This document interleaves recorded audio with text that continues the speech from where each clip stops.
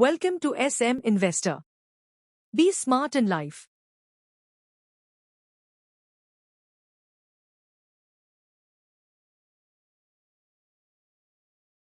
Today we'll look at 3 key concepts that are very useful for anyone investing or trading in the markets. Let's get started. Word of the day, contract note. A contract note is an official document sent by your stockbroker every time you buy or sell shares. It's proof of your transaction. It includes key details like whether you bought or sold, which stock, price, quantity, trade time, brokerage charges and taxes. Contract notes are mandatory for equity and derivatives trades, and most brokers send them through email as an ECN, electronic contract note.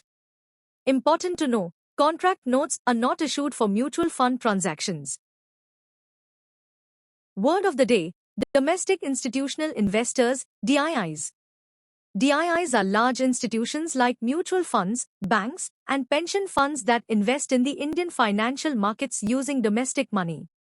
They collect funds from everyday investors and invest in stocks, bonds, and more. Even though there are only a few DIIs, the volume of money they move in and out of the market is huge. Their buying or selling can impact the market heavily, and investors often track their actions to understand market trends. Word of the day, Sharpe ratio. The Sharpe ratio helps investors know if the return they're getting from an investment is worth the risk.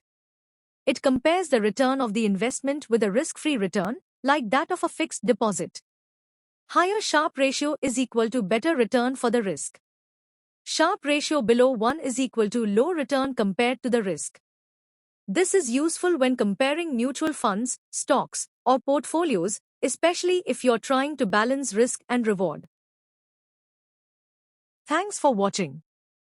If you find this helpful, like, share, and subscribe for more weekly finance terms. See you in the next video.